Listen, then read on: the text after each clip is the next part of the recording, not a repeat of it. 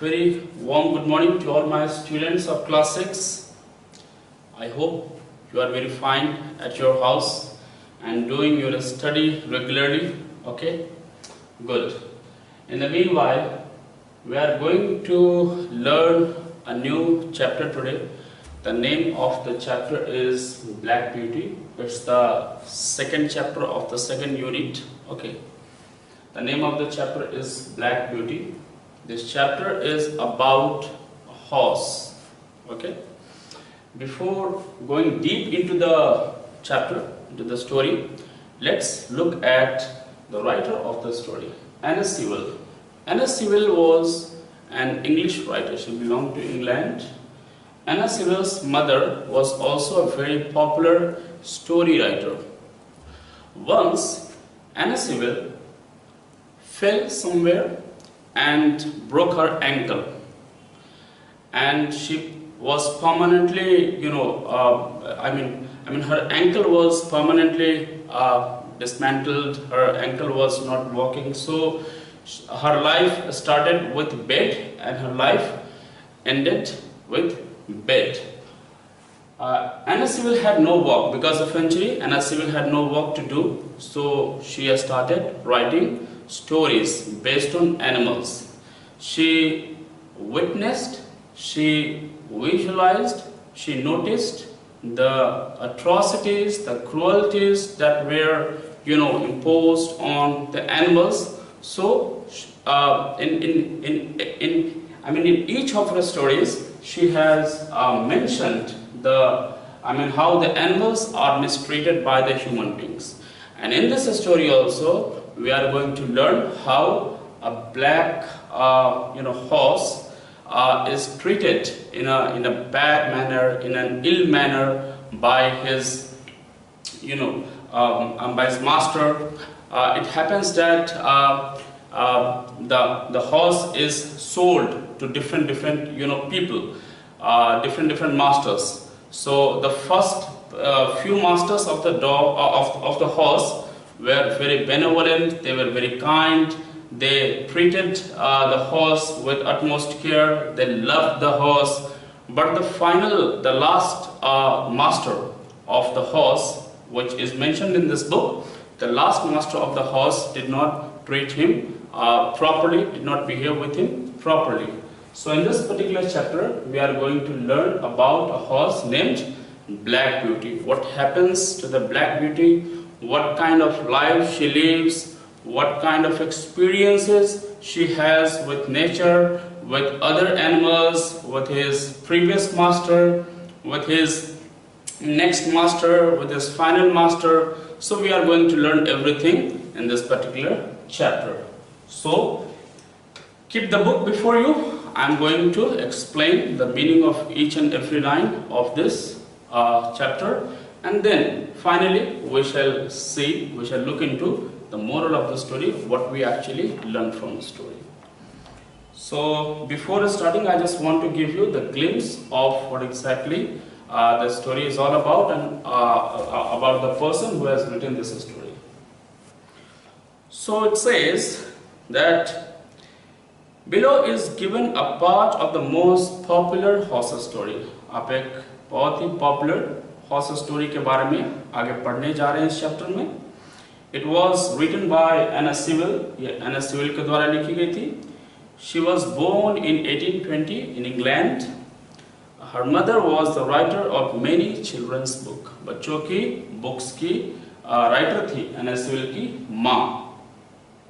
As a child, Anna once fell and injured her ankle. As I told you, once Anna fell and injured her ankle. उसके घुटने टूट जाते हैं एक बार.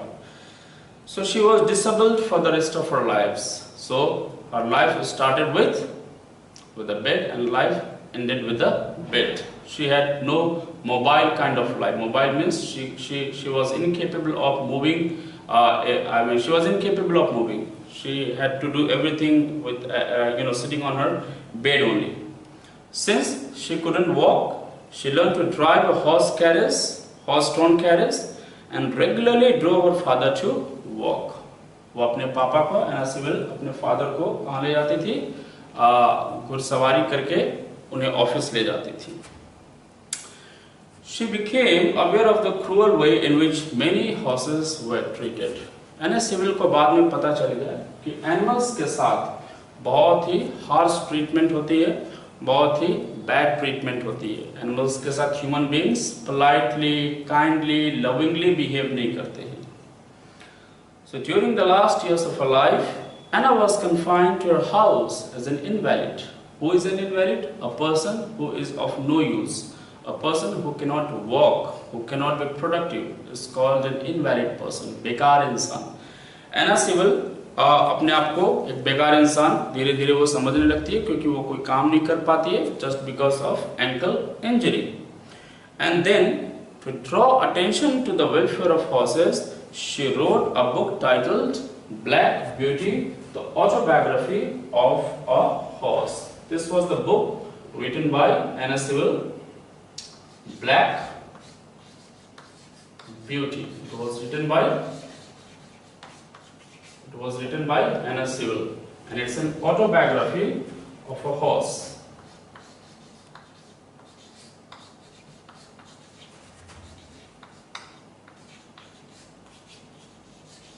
The autobiography of a horse.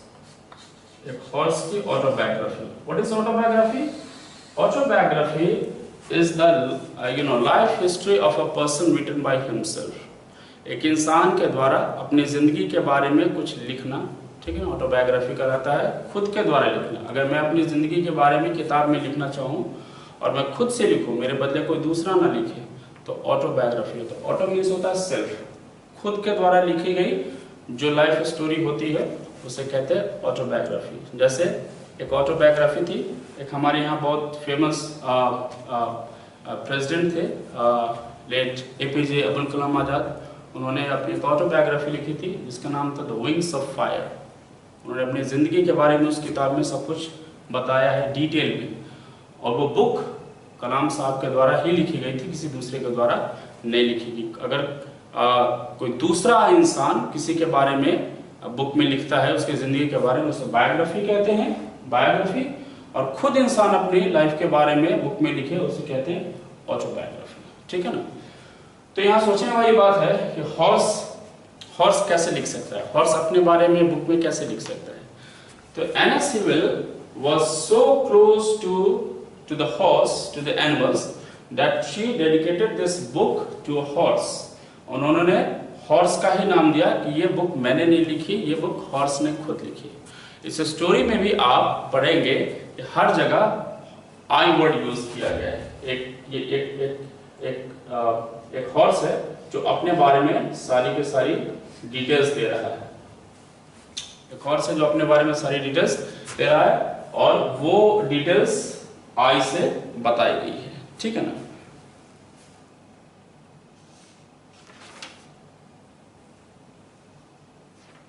ठीक है, okay. सो horse ने अपने बारे में खुद स्टोरी बताई है, ठीक है ना, लेकिन उसे लिखा किसने है? एना सिविल ने लिखा है, ठीक है। So in it, a beautiful horse called Black Beauty tells the story of his own life and adventure. अपने जिंदगी के कहानी और अपने जिंदगी में उसने कुछ करेजियस काम किए थे, उसके बारे में इस स्टोरी में ये हॉर्स खुद बताता है। Now you will read a part of this story. अब हमें इस बुक से निकाली हुई जो स्टोरी का छोटा सा पार्ट है उसे हम पढ़ने जा रहे हैं, ठीक है। चलिए अब मैं एक्सप्लेन करता हूँ। माई अर्ली होम, ये एक हॉर्स है जो अपने बचपन के दिन के बारे में कुछ बता रहा है, जब वो अपनी माँ के साथ होता है, अपने माँ के मालिक या अपने मालिक के पास होता है, जिस मालिक ने इसकी माँ को और इसे पाल रखा है, उसके बारे में कुछ डिटेल्स बताता है, और जहाँ पे वो रहता है उसके बारे में कुछ डिटेल्स बताता है। क्या कहता है? The first place that I can remember well was the last pleasant meadow. और कहता है कि मुझे याद है मेरी पहली जगह कहाँ थी जहाँ से मैंने अपने बचपन की शुरुआत की थी। वो एक बहुत बड़ा ब्यूटीफुल मीडो था। मीडो मीन्स घास का मैदान। घास के मैदान को याद कर रहा है अभी। It had a pond of clean water in it, और उस घास के मैदान में क्या थी? एक pond थी. Some shady trees leaned over the pond, और pond के चारों तरफ कुछ पेड़ थे जिसकी छाया उस pond में जाकर के झील में गिरती थी. And water lilies grew at the far end, और कहीं दूर pond में लिली नाम की flowers उगी हुई थी. Over the hills on one side, I could see our master's house. वो कह रहे हैं, ये हॉर्स कह रहा है कि एक छोर से मुझे अपने मालिक का घर साफ साफ दिखाई देता था. अब अपने बचपन के बारे में आगे बताता है ये हॉर्स कि while I was young, I lived upon my mother's milk as I could not eat grass. ये जो हॉर्स है वो कह रहा है कि जब मैं बच्चा था, छोटा था, तो अपने माँ के दूध ही पिया करता था क्योंकि मैं घास नहीं खा पाता था. In the daytime, I ran by her side and at night I lay down close by her. कह रहा है कि दिन के टाइम में मैं माँ के साथ साथ दौरा करता था और रात में उसके क्लोज जाकर के, उसके नजदीक जाकर के मैं ले डाउन हो जाता था, यानी कि लेट जाता था, सो जाता था. When it was hot, we used to stand by the pond in the shade of trees. कह रहा है कि जब काफी धूप होती थी तो पॉन्ड के किनारे जो पेड़ थे उस पेड़ की जो छाया थी, शेड के नीचे हम जाके खड़े हो जाते थे. When it was cold, we had a nice warm shade at one end of the meadow. और जब काफी ठंड होती थी तो घास के मैदान में हम कहीं जाकर के साइड में बैठ जाते थे. Now, as soon as I was old enough to eat grass, my mother returned to work, which was pulling our master's carriage. अपने माँ के बारे में कुछ डिटेल दे रहा है ये हॉर्स. कह रहा है कि जब मैं थोड़ा सा बड़ा हो गया और जब मैंने घास खाना स्टार्ट किया, मेरी माँ मुझे छोड़ करके काम पे जाया करती थी. और मेरी माँ का क्या काम था? उसके मालिक का कैरेज, उसके मालिक के गाड़ी को ड्रॉ करना, खींचना. She used to go in the morning and come back in the evening. वो सुबह में जाती थी मालिक का गाड़ी लेके और शाम में वो फिर उसी गाड़ी को ड्रैग करके खींच करके वो लाती थी. तो मालिक के गाड़ी को ढोना उसका काम था, उसकी माँ का काम था. There were 6 young colts in the meadow besides me. और ये कह रहा है कि मेरे अलावा 6 और छोटे छोटे घोड़े के बच्चे थे. कोल्ट्स क्या होते हैं? ये मेल हॉर्स होते हैं जो 4 या 5 साल के होते हैं. 4-5 साल के जो यंग मेल हॉर्स होते हैं ना, उसे कोल्ट कहते हैं. तो कह रहा है the horse is saying that there were around 6 young colts in the meadow beside इसके अलावा beside this horse. One day we were galloping all together round and round the field. One day, all the 6 colts, all the 7 colts were galloping. Gallop means to run at a faster speed, to run at a rapid speed. काफी तेजी से दौड़ना गैल्पिंग कह रहा है. घोड़े की जो दौड़ने की जो चाल होती है उसको गैल्प कहते हैं. तो कह रहा है कि एक दिन हम सारे कोल्ट्स, हम सारे horse, young horse, male horse क्या कर रहे थे? दौड़ रहे थे काफी फास्ट फील्ड के चारों तरफ. While galloping, the colts were frequently biting and kicking each other. और जब सारे colts, सारे यंग हॉर्सेस जब दौड़ रहे थे तो वो एक दूसरे को क्या कर रहे थे? काट रहे थे और किक कर रहे थे, धक्का दे रहे थे, यानी कि सब शरारत कर रहे थे सारे के सारे colts. When my mother saw this, she called me and said. तो मेरी माँ ने ये देखा तो she called me, मेरी माँ ने मुझे बुलाया. और इसकी माँ ने, इस हॉर्स की माँ ने कुछ इसे अच्छी बातें बताई, कुछ इसके फादर के बारे में बताया, कुछ इसके अपने बारे में बताया और इसे कुछ शिक्षा देती है, कुछ गुड लेसन देती है. क्या देती है सो देखते हैं. I wish you to pay attention to what I am going to say. इस घोड़े की, इस हॉर्स की माँ उसे कहती है कि मैं जो कहने जा रही हूँ उस बात को गौर से सुनो. Your father has a great name in these parts.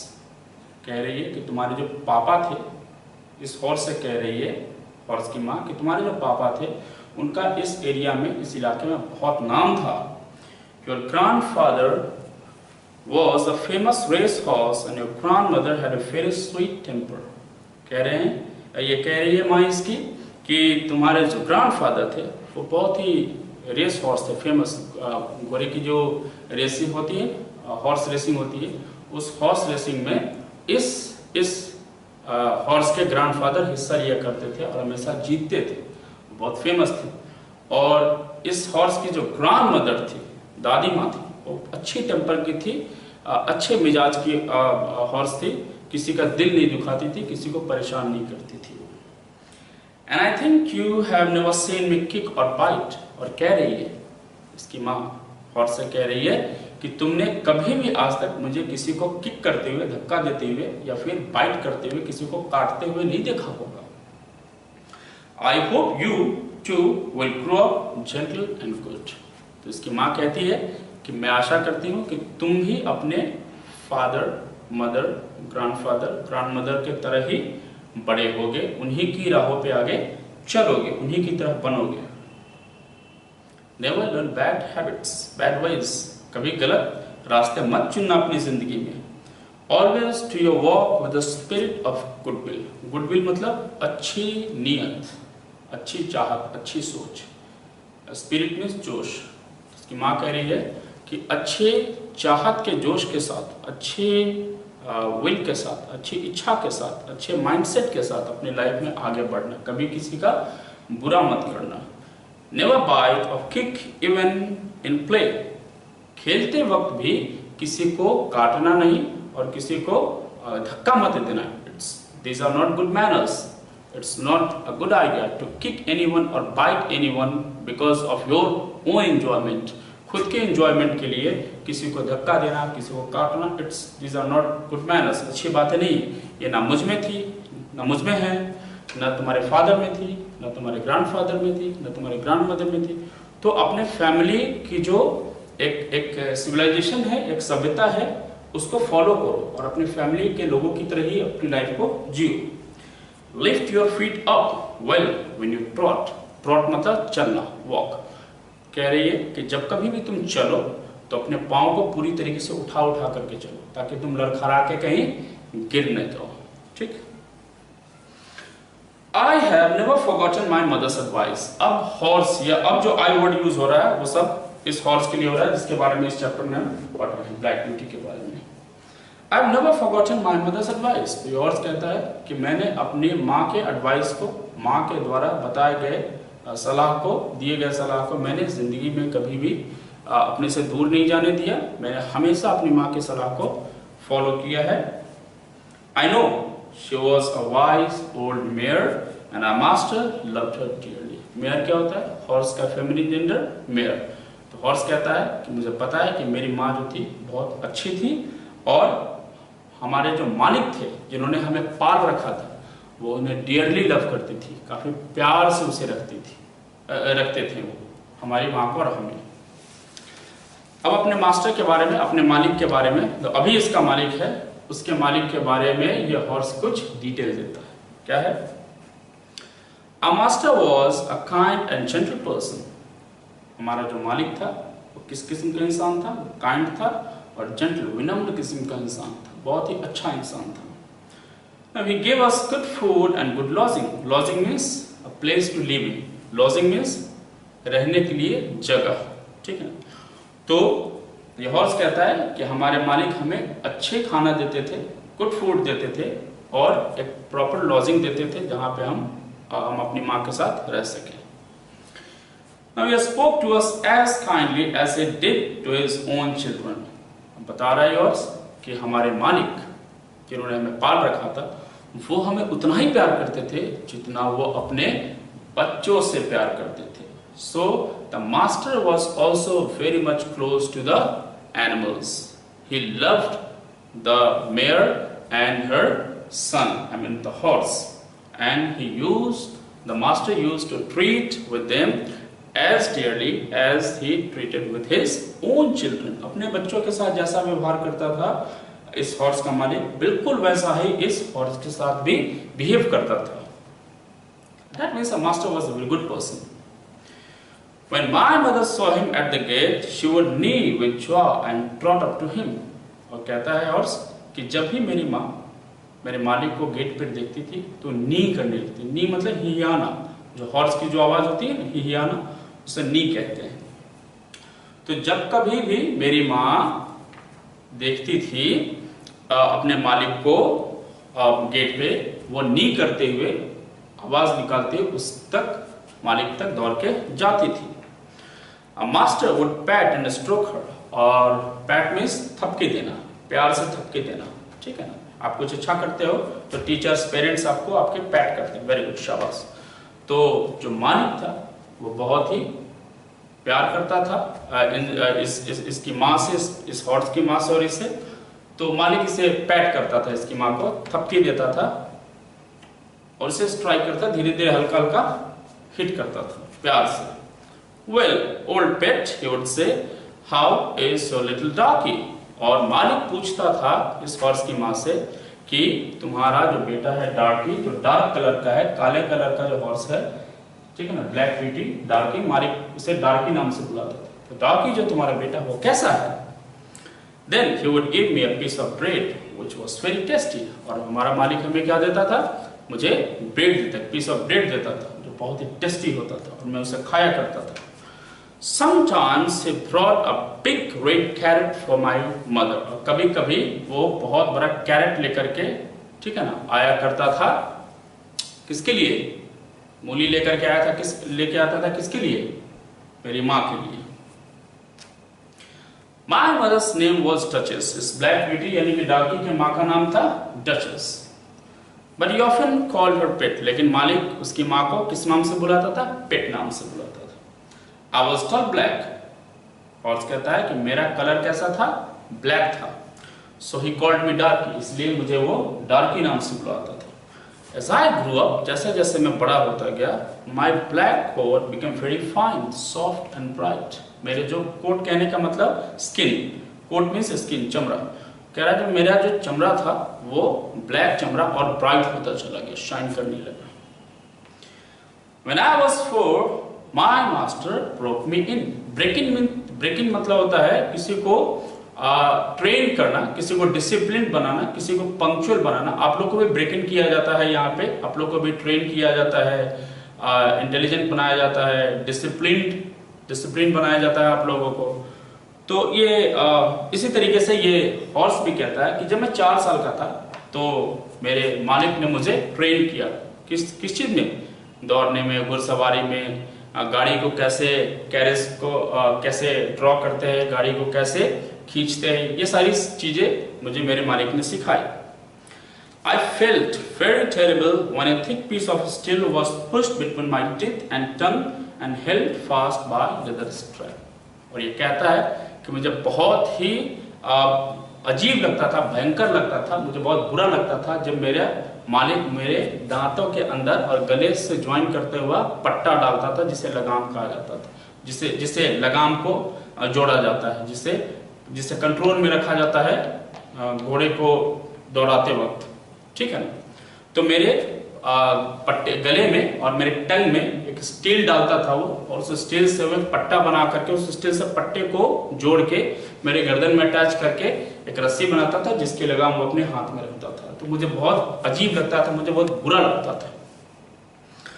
इस तरीके से मेरी ट्रेनिंग हो रही थी actually. As a further part of my training, I was put in a field with sheep and cows. And further says कि जब इसकी ट्रेनिंग एडवांस होती है, आगे की तरफ बढ़ती है और ट्रेन होता है ये, तो इन्हें इस हॉर्स को किसके बीच रखा जाता है? शिप और काउस के बीच में रखा जाता है, भेड़ियों के बीच में और काउस के बीच में रखा जाता है। This field was next to a railway line, और जिस फील्ड में रख के इस हॉर्स को काउस और शिप के साथ रख के ट्रेनिंग दी जाती थी, वो कहाँ होता था? वो ठीक रेलवे लाइन के बगल वाले फील्ड में हुआ करता था। I shall never forget the first train that ran by. और ये हॉर्स कहता है कि पहली बार जब मुझे उस फील्ड में रखा गया था, काउस और शिप के बीच में, तो पहली बार उस फील्ड से जो अटैच रेलवे ट्रैक था, उस रेलवे ट्रैक से जब रेल गुजर रही थी, रेलगाड़ी गुजर रही थी, ट्रेन गुजर रही थी, तो मुझे बहुत ही अजीब लगा, मैं बहुत डर गया था। I thought it dreadful, ऐसा लग रहा था कि बहुत भयंकर है। ड्रेडफुल मीन्स भयंकर, डरावना, फ्राइटफुल, ऐसा लगा था कि ये कोई बहुत डरावनी चीज हमारी तरफ आ रही है, ये हॉर्स सोचता है ऐसा।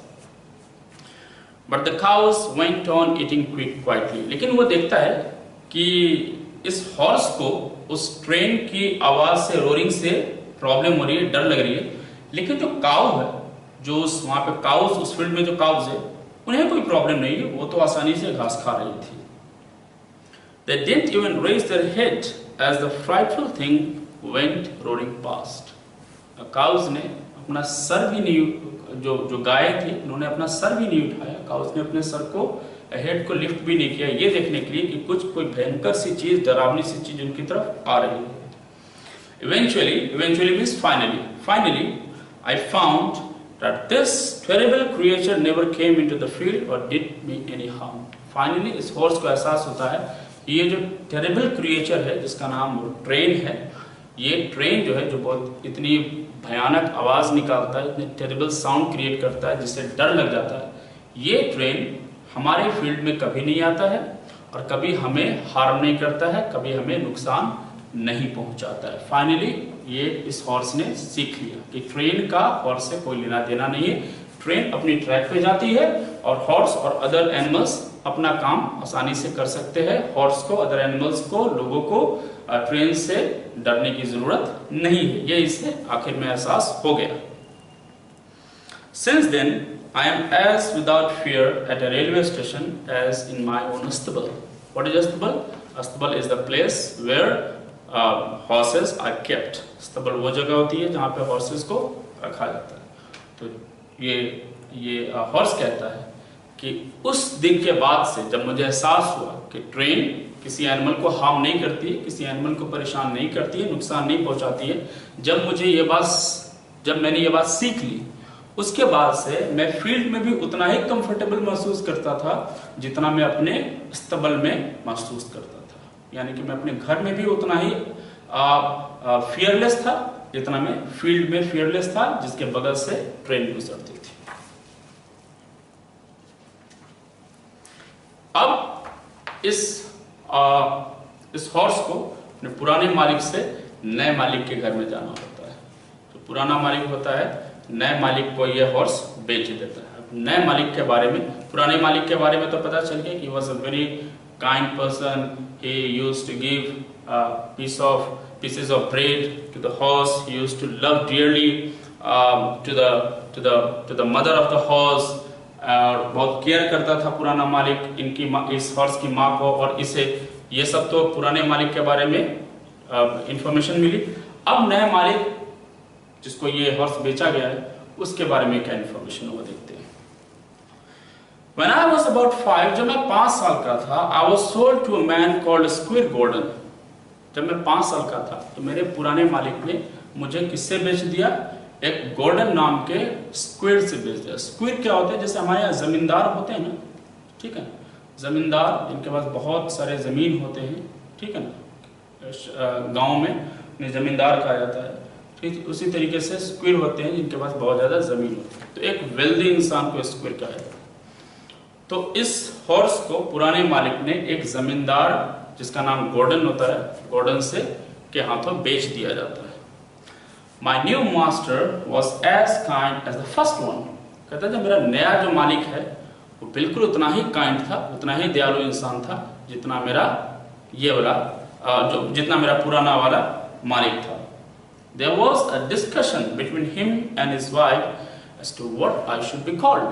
और मेरे नए मालिक और मेरी नई मालकिन यानी कि हस्बैंड और वाइफ के बीच में एक डिस्कशन हुई, एक चर्चा हुई कि ये जो नया पेट आया है, ये जो नया हॉर्स आया है हमारे पास, इसका नाम क्या रखा जाए। पुराने वाले ने क्या नाम रखा हुआ था? डॉगी, और उसकी माँ का नाम पेट। लेकिन ये जो नया मालिक है, जो गॉर्डन है, ठीक है ना, ये गॉर्डन अपनी वाइफ से डिस्कशन करता है कि आखिर इसका नाम क्या रखा जाए, इस हॉर्स का नाम क्या रखा जाए। Two names, Ebony and Blackbird was suggested। तो दो नाम हस्बैंड एंड वाइफ में, गॉर्डन और उसकी वाइफ में दो नाम तय हुए कि इबोनी और ब्लैकबर्ड इसका नाम रखा जाएगा, इस पेट का। Then the wife thought of Black Beauty and Squid Gordon like। और फिर वाइफ ने सोचा कि इसका नाम रखते हैं ब्लैक ब्यूटी, और गॉर्डन को भी वो नाम पसंद है। यानी कि नए मालिक ने इसका नाम क्या रख दिया, इस ब्लैक का नाम ब्लैक ब्यूटी, पुराने ने डार्क ही रखा हुआ था। Thus I was given my new name, और इस तरीके से मुझे मेरा नया नाम मिला। क्या नाम मिला, ब्लैक ब्यूटी, जिसपे ये पूरी की पूरी चैप्टर आधारित है। Square Gordon had 2 other horses। अब ये जो नया मालिक है गोर्डन, इसके पास 2 और भी पहले से हॉर्सेस थे। उन दोनों का नाम था जिंजर और मेरी लेग्स। क्या नाम था दोनों का, जिंजर और मेरी legs. At first ginger didn't like me. Horse कहता है, यानी कि ब्लैक ब्यूटी कहता है कि शुरू में ये जो जिंजर नाम का जो हॉर्स है ये मुझे पसंद नहीं करता था, यानी कि जिंजर की दोस्ती नहीं हो पाई है अभी तक, किससे, ब्लैक ब्यूटी से। She was a beautiful brown mayor. ये जो जिंजर है ये एक मेयर है, घोड़ी है, ब्यूटिफुल ब्लैक मेयर, खूबसूरत घोड़ी है ये। But she used to bite and kick. लेकिन वो क्या करती थी, वो काटती थी और किक करती थी मुझे, या फिर अदर हॉर्स को, दूसरे हॉर्स को वो काटने के लिए दौड़ती थी, यानी कि वो ग्रम्पी नेचर की थी, गुस्सालू नेचर की थी वो mayor. The next day when ginger was out, मेरी लेग सेड। अगले दिन जब ये जो जिंजर नाम की जो मेयर है, घोड़ी है, वो जब बाहर चली जाती है, ठीक है ना, तो दूसरा जो हॉर्स है मेरी लेग, वो क्या कहता है, don't be angry with ginger. Ginger के साथ एंग्री मत हो, जिंजर के साथ गुस्सा मत करो, उससे नाराज मत हो। People were very cruel to her when she was young। मेरी लेग कहता है जिंजर के बारे में, किससे, ब्लैक ब्यूटी से, इसकी इस किकिंग और बाइटिंग हैबिट का बुरा मत मानना। जब ये यंग थी, जब ये काफी छोटी थी, तो इसके साथ बहुत बुरा व्यवहार हुआ था। She was treated very badly, बहुत बुरी तरीके से इसके साथ व्यवहार हुआ था, जिसकी वजह से ये थोड़ी ग्रम्पी नेचर की हो गई है, थोड़ी गुस्सालू नेचर की हो गई है। They used to flog her। They means इस जिंजर की मालिक, ये जो जिंजर है मेयर, उसकी जो मालिक थे वो इसे फ्लॉग करते थे। फ्लॉग मतलब टू बीट सीवियरली, बुरी तरीके से मारना, घसीट घसीट के मारना, उसे कहते हैं फ्लॉग। तो ये मेरी लेग ब्लैक ब्यूटी से, इस हॉर्स से, जिंजर के बारे में बताती है कि इसके जो मालिक थे ना, पहले वाले मालिक, बहुत इसे पीटा करते थे, जिसकी वजह से ये थोड़ी ग्रम्पी नेचर की हो गई है, गुस्सालू नेचर की हो गई है। सो इसके हैबिट को, यानी कि जो किकिंग और बाइटिंग करती है, इसकी हैबिट का बुरा मत मानना, ठीक है ना। The unkind treatment gave her bad temper.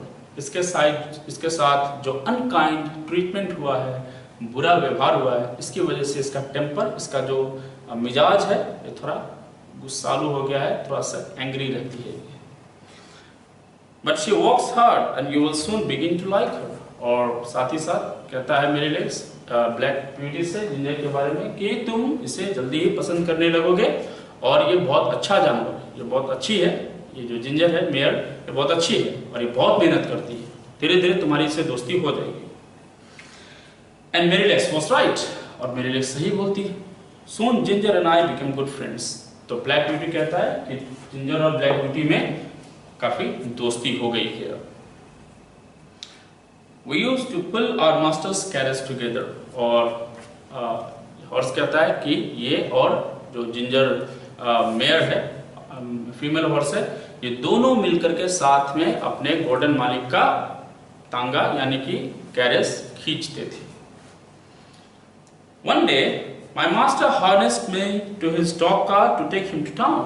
एक दिन, हार्नेस मीन्स मतलब होता है, हार्नेस मीन्स टू टाई, बांध देना, ठीक है ना। तो एक दिन ये अपने नए गोल्डन मालिक के साथ कहाँ, सैर सपाटे पे निकलता है, टाउन पे। ऑन अ रिटर्न ट्रिप, जब ये रिटर्न आ रहा होता है टाउन से, ये horse, night had come and storm had Ryzen. अचानक से तूफान आ जाता है रात में, ठीक है। जब ये लोग टाउन से रिटर्न ट्रिप ले रहे होते हैं, वापस हो रहे होते हैं, तो अचानक से रात में आंधी तूफान का माहौल हो जाता है। I was terrified, काफी डर गया था। When a huge oak crashed right in front of us and blocked the road। Oak it's a kind of tree होता है। Crash means fall, धड़ाम से गिरना। Fall noisily, काफी आवाज करते हुए किसी चीज का गिर जाना क्रैश होता है। Right means ठीक, बिल्कुल, in front of। तो ये हॉर्स कहता है कि जब हम रात में वापस टाउन से घर आ रहे थे, अचानक से मौसम काफी खराब हो जाता है और एक बड़ा सा ओक ट्री ठीक हमारे कैरेज के सामने, ठीक हमारे गाड़ी के सामने आके क्रैश करता है, लाउडली गिरता है। और उस पेड़ ने, ओक ट्री ने पूरे रास्ते को ब्लॉक कर दिया था, रोक दिया था। We turned and went the other way along the river side. तो इसके मालिक ने क्या किया, दूसरा रास्ता ले लिया जो नदी के किनारे से गुजर रही थी। We came to a narrow bridge, और अचानक से ये लोग एक छोटे से पतले से ब्रिज पे इनकी गाड़ी निकल पड़ती है।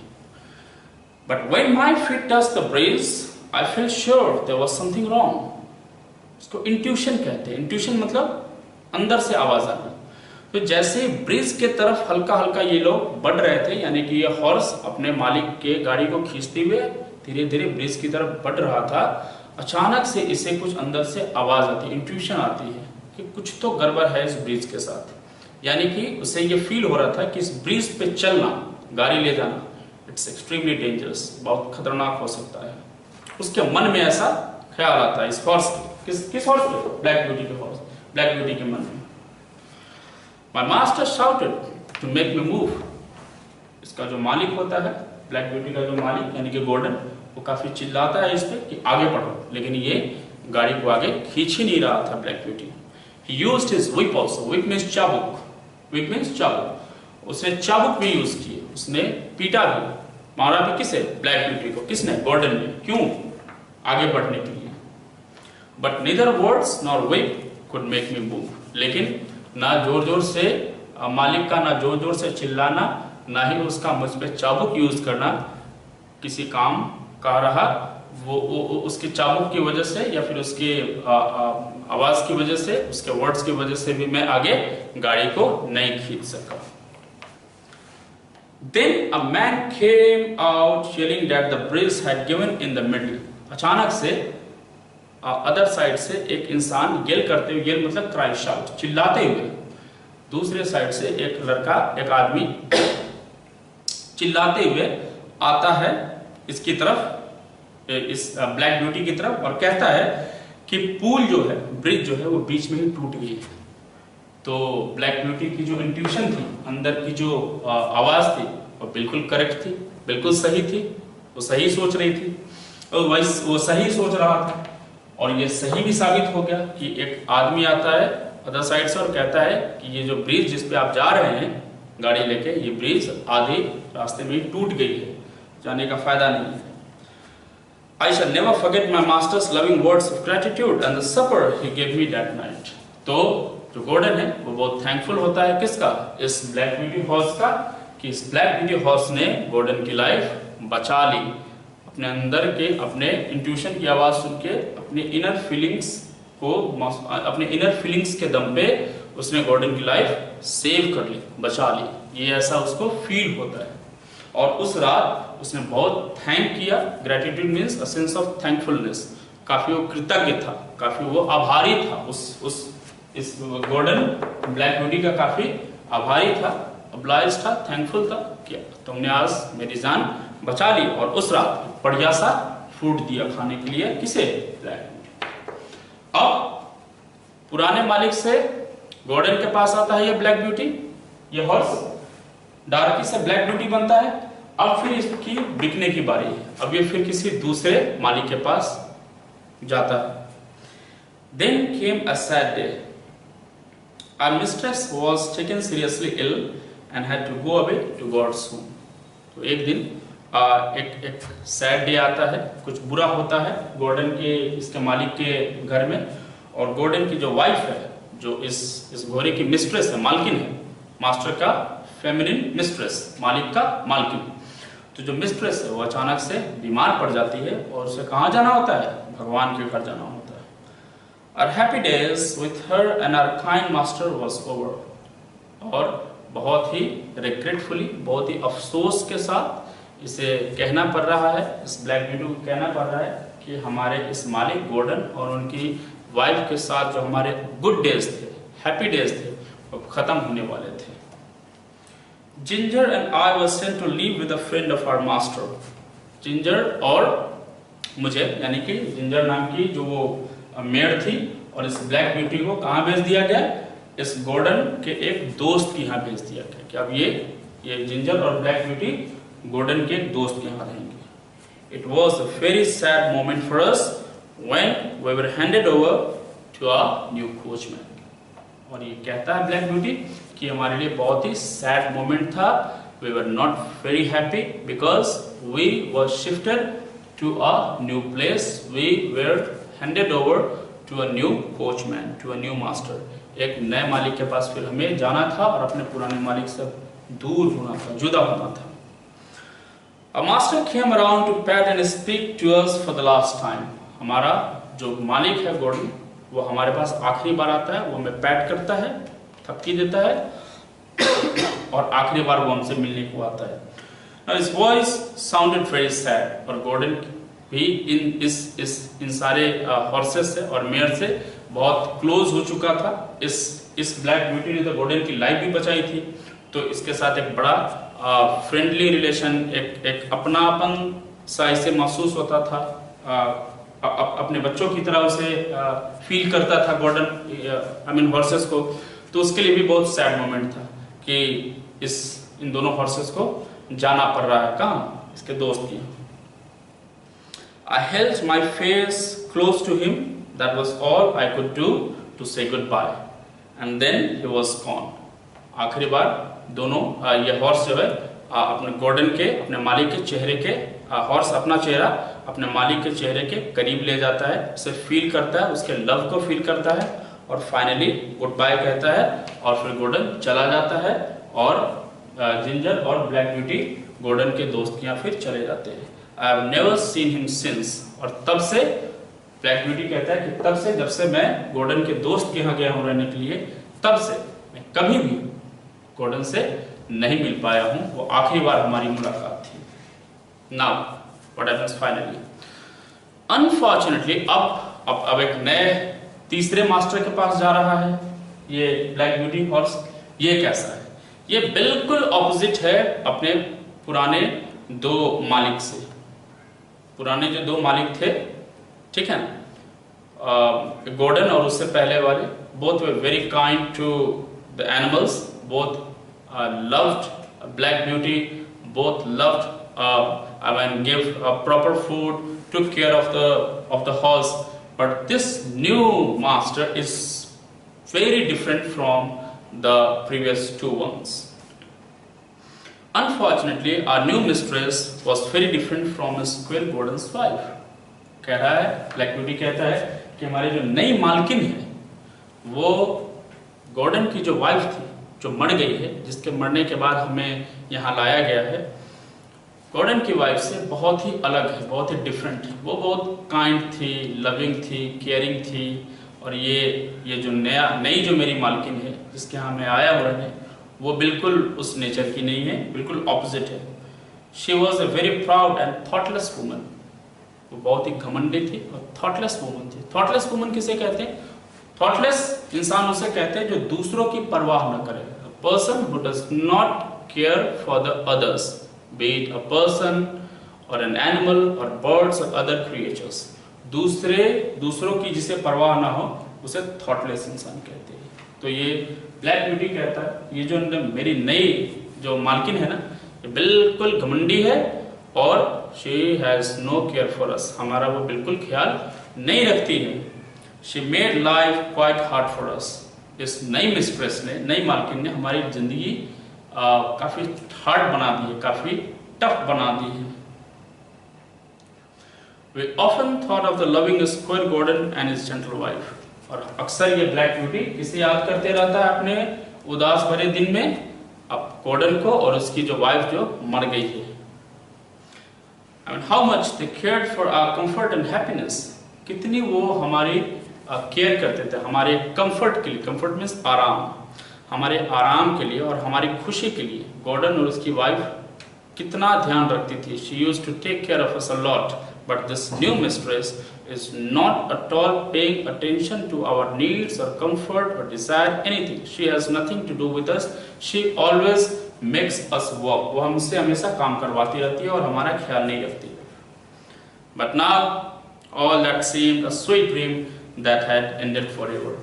लेकिन अब nothing is going to happen. ये ब्लैक ब्यूटी एक नई जगह पे आ चुका है और वो अफसोस करते हुए कहता है कि अब पुराने अच्छे दिनों को याद करके क्या फायदा होगा जब हम एक नए जगह पे आ गए हैं। हम तो अब फिर कभी गॉर्डन की वाइफ के पास नहीं जा सकते, गॉर्डन के पास नहीं जा सकते, यानी कि हमारे happy days, good days over हो गए, हमारे अच्छे दिन ओवर हो गए हैं। Now we are particularly Black Beauty is in the hand of a mistress who is absolutely thoughtless, who does not take care of the Black Beauty or Ginger, and she always used to put the horses on work every time, and she did not give her or him, the Black Beauty, food to eat. She did not bathe him, उसे नहाती नहीं थी, I mean उसकी care नहीं करती थी, ठीक है ना। तो इस तरीके से ये स्टोरी आपका फिनिश होता है। इसमें बताया गया है कि एनिमल्स के साथ we should not misbehave with animals, we should be polite to the animals, we should take care of the animals because the animals are working for us, they are our pets, we have chosen them, they have not chosen us. हम लोगों ने उन्हें choose किया है, उन्होंने हमें नहीं choose किया है, सॉरी उन्होंने ही हमें चूज किया है, हम लोगों ने उनको नहीं चूज किया है। So it's the responsibility of the human beings to take care of the animals, and it's the responsibility of each and every human being among us to take care of the animals and behave with them properly, give them food on time, take care of them, give them bath, play with them, pet them, ठीक है ना, love them. These are the responsibilities of the human beings. This way, so this particular chapter covers Black Beauty, the autobiography of a horse. इसमें से एक छोटा सा टुकड़ा निकाल करके, ये बुक का नाम है, इस बुक में से एक छोटा सा टुकड़ा निकाल के, एक छोटा सा चैप्टर निकाल के आपके बुक में डाला गया है, जिसका नाम है black beauty. So now you saw the details of the black beauty. पहले मालिक के साथ कैसा रिलेशन था ब्लैक ब्यूटी का और उसकी माँ का, दूसरे मालिक के साथ कैसा रिलेशन है, दूसरे मालिक के साथ गॉर्डन के पास जब ये ब्लैक ब्यूटी जाता है तो इसकी माँ नहीं होती है उसके साथ, और दो अलग हॉर्सेस वहां मिलते हैं, एक मेयर और एक हॉर्स मिलता है जिसका नाम मेरी लिग और जिंजर होता है, और जब तीसरे मालिक के पास जाता है तो वहां उसके साथ कैसा बिहेव होता है ये आपने इस स्टोरी में पढ़ा। सो अब आप इस स्टोरी को सेल्फ रीड कीजिए, खुद से पढ़िए, try to understand the meaning of the sentences, difficult words को अंडरलाइन कीजिए, डिफिकल्ट वर्ड्स के meaning, synonym, antonym, sentence framing सब आपको दिए जाएंगे नेक्स्ट सेशन में। Thank you very much.